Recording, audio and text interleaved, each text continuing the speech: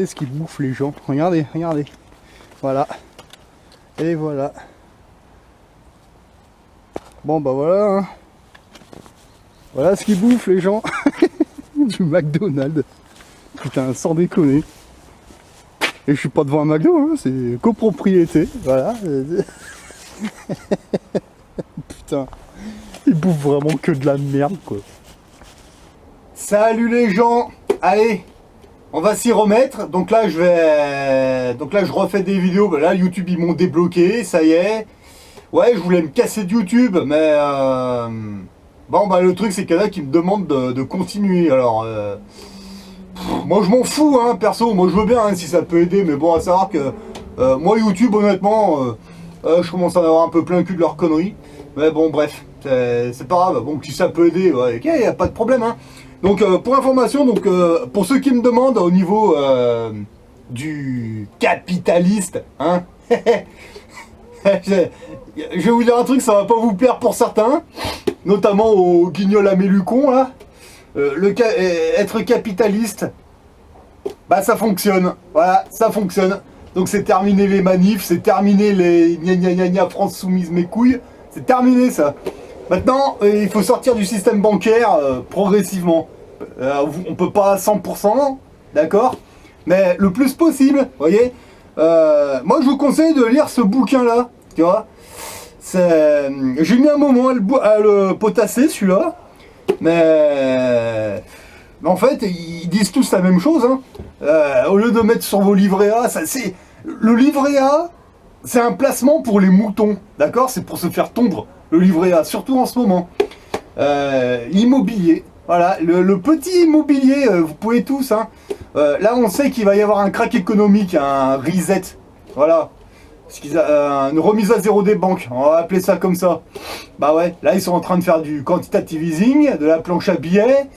Bah écoutez, le mieux à faire, c'est ce qu'on Pierre Jovanovic vous dit depuis 2018, pas 2018, 2008, 2009.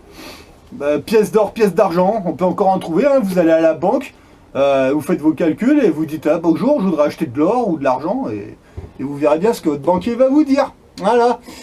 Et puis bah après, il y en a ils vont encore me dire ah mais l'immobilier c'est trop cher. Bah non, parce qu'en fait le petit immobilier, hein, parc, pré, place de parking, les plus petits trucs là comme ça, il y a les retraités. Ils ont peur du fisc, tu vois, donc ils sont en train de revendre, vous voyez. Donc là, il y a ce mois-là, dans le 01, le département à côté du mien, j'ai acheté un pré, un bête pré. Bon, 10 000 mètres carrés, c'est un petit pré. Enfin, pas si petit que ça quand on voit, mais... je suis allé à une agence immobilière. Et puis je voudrais le mettre en location. Ils m'ont dit ok, bon c'est un prix, voilà. Ils l'ont mis à 50 € par mois, comme une place de parking. Je dis bon, ok, je vais pas payer très cher, 1200 €. Ouais, c'était des retraités qui le vendaient. 1500 € ils me l'ont vendu. Bon, plus les frais de notaire, donc ça me faisait 3000 € quoi le prix. J'ai dit ok. Et puis j'ai dit bon je vais le louer comme une place de parking, pareil. C'est la semaine suivante, l'agence immobilière m'appelle, ils me disent voilà, c'était un paysan qui voulait louer le pré en fait, pour mettre ses chèvres ou ses vaches, je sais pas. Et l'agence immobilière il m'expliquait que 50 € c'était trop cher pour lui. Ils m'ont demandé si je pouvais lui louer pour 40 € par mois. Bah moi j'ai dit ouais, moi je m'en fous, hein, j'ai pas fait un gros investissement là, mais 40 € par mois je suis d'accord. Ils m'ont dit ok, on vous recontacte. Puis ils m'ont recontacté, c'était 2 jours plus tard, ils m'ont dit bon écoutez voilà, on a trouvé un locataire, 40 € par mois ça marche, ouais, ils m'envoient les documents et là je devrais les recevoir, là on est dimanche, mais là je devrais les recevoir demain ou après-demain, comme quoi je suis d'accord, juste à mettre ma signature, je renvoie à l'agence immobilière et puis voilà, j'aurai un locataire sur un de mes prêts, voilà, mais c'est tout. Qu'est-ce que vous vous emmerdez à mettre vos thunes sur des livrets A? Vous vous faites niquer, hein, franchement. Et en plus, quand vous faites ça, non seulement vous protégez vos économies, parce que ce soit dans la terre, dans la pierre. De toute façon, on va dire c'est un truc qui est sûr. Voilà, tu vois, alors que de laisser sur vos livrets A, vos comptes et vos conneries, bon, qu'à savoir que vos comptes bancaires, ce qu'il y a dessus, ça vous appartient même pas. Mais bon, ça, vous irez potasser plus tard. Mais là, votre banquier, comme ça. Et oui, ça rapporte beaucoup plus. Et en plus, non seulement ça protège vos économies de faire ça, ça rend service, parce que vous voyez, ce prêt, apparemment, il était en friche depuis un moment. Ah bah là, il y a un agriculteur, je sais pas si c'est un agriculteur, enfin c'est un fermier je pense, et il veut mettre ses chèvres ou ses vaches. Bah vas-y, mets tes chèvres ou tes vaches, vas-y, fais-toi plaisir, 40 balles par mois. Là, il était content parce qu'il a baissé un peu, puis bah 40 € par mois ça lui allait. Bon bah j'ai 40, ça me va moi. Voilà. L'agence immobilière, il me disait que normalement c'est 50 €. Bah ouais, bah bon, il veut 40, moi je fais à 40, moi je m'en fous, hein, je sais pas, voilà. Mais c'est 40 tous les mois, tu vois. Une place de parking, ouais, c'est entre 40 et 60, ça dépend où c'est. Et puis, et voilà, et vous placez, vous faites votre parc immobilier, comme ça. Et puis, ben, à la fin de l'année, ben, ça va être bien, hein. On se fait un salaire en parallèle, tu vois. Puis comme ça, là, toutes leurs conneries, là. Voilà. Je vous invite à aller faire un petit tour sur la chaîne de Cédric Anissette. C'est chez lui que j'ai pris mes conseils. Honnêtement, bah, salut à toi, copain, si tu passes par là. Donc là, moi, j'en suis au même point que Cédric Anissette, il en était en 2008. C'est-à-dire qu'en fait, il y a 2 ans, quand je me suis fait virer des gilets jaunes, bah, la première chose que j'avais fait, moi, j'avais acheté un parking. Vous vous souvenez, j'avais fait une vidéo. Regardez. Bon, bah voilà, c'est... Voilà ma nouvelle banque. Voilà, enfin, c'est une de mes banques, en fait. Voilà. Donc c'est celle-là que... C'est là-dedans que je viens d'investir, en fait. Donc voilà à quoi ça ressemble, hein. C'est une bête place de parking. Voilà. Donc, moi, c'est avec ça que je fais mes petits investissements, c'est un deuxième business en fait, voilà, en parallèle à celui de mon salaire professionnel, en fait, voilà. C'est vraiment pour les débutants ça, parce qu'en fait, c'est vraiment accessible à tout le monde, c'est pas très cher. Voilà, et puis ben depuis, ben j'ai évolué, j'ai acheté des terrains, des prés, d'autres places de parking, et ça fonctionne, il y a une rente. Donc, c'est vrai que ça fait bizarre au début quand vous voyez vos premiers 40 € qui tombent, comme ça. Putain, vous voyez marqué agence immobilière, machin. Ça, 40 €, tout, voilà. Puis après, vous en achetez un deuxième. Donc, c'est pas forcément la même agence immobilière. Alors, à la fin du mois, vous voyez l'agence immobilière, machin, 40. Agence immobilière, machin, 50. Wow, ça fait drôle. Ouais, mais 50 plus 40 plus 50 plus 30 plus 40. Et ça monte très vite. Et finalement, quand vous bossez, vous voyez, vous avez votre salaire professionnel, vous gérez, puis à côté, vous faites, waouh, bah attends, il y a la place de parking là, 50 €, bah ouais, ça paye l'assurance du camion. L'autre, ça paye quoi? Ah bah ça paye l'assurance maladie. Ouais, mais les premiers que vous faites comme ça va payer vos assurances. Vous voyez qu'on a tous. Voilà. Et après, une fois que toutes ces... Quand vous avez ce qu'il faut, comme ça, ben, vous payez plus d'assurance. C'est vos actifs qui vous les financent. Et après, plus vous continuez, puis plus, voilà. Et c'est comme ça qu'on sort. Voilà, en tout cas, moi, c'est comme ça que je sors. Donc ceux qui viennent me dire, ouais, enculé de capitaliste, ouais, faites-le. Il n'y a rien qui vous autorise. Qui c'est qui vous dit anticapitaliste? Qui c'est qui vous dit ça? Les andouilles à Mélucon? Bravo. Et Mélucon, c'est pas un capitaliste, lui? Réfléchissez un petit peu à la connerie, là. Vous préférez quoi maintenant? Vous préférez suivre des abrutis comme Flyrider, Rodriguez et les autres crétins, là? Et puis dans 4 ans, vous serez encore en train de tourner en rond? Voilà, ça fait 2 ans maintenant qu'on dit aux gilets jaunes, s'ils veulent vraiment aller manifester, d'aller devant les loges devant les loges de la franc-maçonnerie, d'aller devant les journalistes. Non, ils veulent pas. Je sais pas ce qu'ils branlent. Bon, si vous allez sur la grande place publique, vous allez vous faire défoncer le cul, c'est tout. Voilà. Là, la technique que je suis en train d'utiliser au niveau immobilier, tout le monde peut le faire, tout le monde, même un smicard, que vous soyez commerçant, policier, agriculteur, ouvrier, peu importe, vous pouvez tous le faire. C'est juste une histoire que derrière, il faut avoir une petite éducation économique. C'est une histoire de gestion. Une fois que vous gérez bien, vous allez mettre des thunes de côté, puis vous allez dire, tiens, telle partie, je vais y changer en pièces d'or, une autre partie, je vais y mettre dans de l'immobilier de rapport, etc. C'est chiant à faire partir. Au début, c'est chiant parce qu'on ne connaît pas, faut aller voir les agences immobilières, faut s'organiser, mais une fois que ça part, ça part. Donc voilà, moi à mon niveau là, de ce côté-là, je suis en train de décoller, ça se passe super bien. Là, j'ai encore 1800 € qui sont tombés là d'une agence immobilière, j'ai pas compris pourquoi. Putain, je vous promets, au début c'était chiant de faire les placements, putain, et là en ce moment j'en suis à une période, il pleut des thunes. Je vous dis franchement, là je viens de me ramasser 1800 €, je sais même pas d'où ça vient, je sais même pas pourquoi.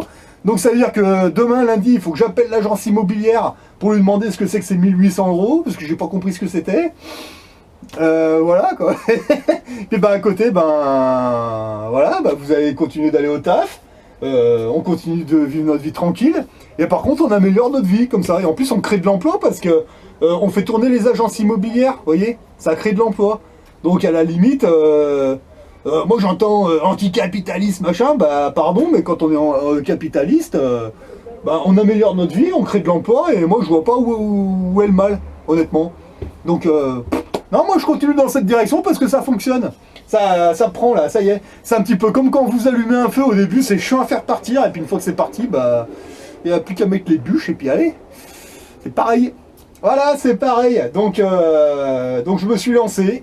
Ça fonctionne. Après, c'est une habitude à prendre. Hein. Quand vous avez trop de papier dans le coffre bancaire, vous allez sur le boncoin.fr, vous regardez un petit peu les places de parking. Vous allez visiter les places de parking, prêts ou autre chose, hein. Peu importe, même les terrains. Hein. Vous allez visiter, vous prenez rendez-vous, puis après vous allez chez le notaire, vous payez l'impôt, et puis après vous retournez à l'agence immobilière, donnez les clés ou les documents, et vous dites voilà, je voudrais le mettre en location, je vous le confie. Voilà, comme ça eux ils prennent leur part, vous n'avez pas à gérer, c'est eux qui font. Voilà, moi je vois pas où est le problème. Voilà. Après vous pouvez gérer sans agence immobilière. Moi je suis trop feignant pour ça, je vous le dis franchement, donc maintenant vous faites comme vous voulez, mais bon ça fonctionne, voilà. La technique de Cédric Anissette fonctionne, voilà. Donc je vous le dis en face, entre quatre yeux. Donc maintenant moi tout le reste, moi j'en ai rien à péter, voilà. Là je me prépare à partir dans les montagnes, notamment autour du Mont Blanc, dans les stations de ski. Parce que là, je bosse encore 3 ou 4 mois. Et après, je prépare mon carrosse là, mon bureau mobile. Et je vais aller visiter les stations de ski parce que moi ce qui m'intéresse c'est de savoir où c'est que les gros monsieur avec leurs grosses mallettes, ils vont aller acheter les remontées mécaniques. Hein, vous n'avez pas voulu tourner là cet hiver. Attendez, il y a des gros monsieur qui vont arriver avec des grosses mallettes de billets. Ils vont dire ah on va vous sauver votre saison. Hein, ils vont poser des grosses sommes au village, ils vont dire ah là vous avez fait une saison de merde, vous avez fermé, ah bah tenez on vient vous sauver. Moi je pense qu'ils vont vous les présenter comme des sauveurs ces mecs là, ouais, ils vont racheter les remontées mécaniques, voilà, puis dans 2-3 ans ils vont se dire ah merde, oh putain on a peut-être fait une connerie, voilà, non mais bravo Macron, belle manip. Non mais c'est bien hein, franchement, faire fermer les remontées mécaniques pour que tes patrons ils viennent les racheter, qu'on les présente en sauveur un petit peu des saisons pour acheter les remontées mécaniques. Putain, Alstom ça suffisait pas, fallait revendre les remontées mécaniques. Ah ouais, non mais ouais. Bah moi je vais aller voir dans quels endroits les remontées mécaniques vont se faire revendre comme ça. Puis moi je vais prendre mes petites pépettes et puis je vais aller investir dans des copropriétés ou des trucs comme ça. Dans ces stations là, voilà. Comme ça, j'aurai presque la certitude que l'hiver prochain, ces stations-là, elles tourneront. Voilà. Et en plus, c'est des émirs ou des mecs qui viennent de je sais pas d'où, qui investissent dans ces endroits. Ça veut dire que si ça tourne pas l'année prochaine, ça va tourner les années d'après et ça va tourner comme il faut. Voilà. Donc, allez, sur ça, moi, je vous laisse. Voilà, avec vos Flyriders, vos Rodriguez et tous ces crétins, là.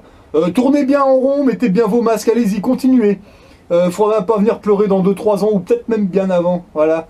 Donc encore une fois pour ceux qui me posaient la question, être capitaliste, putain c'est chiant au début parce que faut s'y faire, mais non franchement c'est bien, ça se passe bien, on bosse moins et on gagne mieux notre vie, voilà. Il y a un connard qui vous avait dit travailler plus pour gagner plus, hein. Moi je suis en train de me dire tiens bientôt on va bosser moins mais pour gagner plus. Ça va fonctionner, ouais, 2-3 ans, le temps que ça se mette en place. Ouais, c'est avec le temps, mais ça marche, voilà. Donc moi je vous conseille de le faire, à votre manière, commencez petit, un terrain, il y a une place de parking, regardez comment ça se gère, attendez d'avoir un locataire, voyez comment ça se passe avec une, puis après bah, vous en achetez une deuxième, et puis une troisième, et puis une quatrième, et etc. etc. 40 plus 50 plus 40 plus 50 plus 50, et à un moment, ça va vite vous faire un salaire, et après vous allez faire waouh, excellent quoi. Vous voyez là cette année, ben j'ai changé de camion, là je suis en train de faire des rénovations dans l'appartement, ça se passe bien. Bah ouais, mais pourquoi? Bah parce que je suis un petit capitaliste, voilà. Ton mélucon, tes politiques, voilà. Mettez-vous là bien dans le cul celle-là. Les confinements, j'en ai rien à branler, je sors et vous voyez, je vais bien, voilà. Enfin, je vais pas vous dire que je suis normal parce que voilà. Mais ça fonctionne, voilà, ça fonctionne. Donc pour ceux qui disent que ça fonctionne pas, bah, on en reparlera encore parce que là maintenant je monte, voilà. Par contre, tous ceux qui mettent le... Hein, vous allez... Mais bon, c'est pas faute de vous l'avoir dit, voilà. Allez, sur ce, bon courage à tous. Ceux qui veulent se lancer, n'ayez pas peur, lancez-vous. On est au bout du truc là, maintenant faut y aller, c'est maintenant ou jamais, lancez-vous. Et vous allez voir, ça va bien se passer. N'oubliez pas que le plus gros des risques, en fait, c'est de ne jamais en prendre. Ah ouais, si vous vivez toujours la même journée... voilà, allez, prenez des risques, mais là c'est même pas un risque, là, c'est une évidence, là, ça fonctionne, voilà. Allez, lancez-vous, et puis à la limite, ce que pensent les gens, vous en avez rien à foutre, ils pensent pas les gens, ils planent. Allez, bon courage à tous.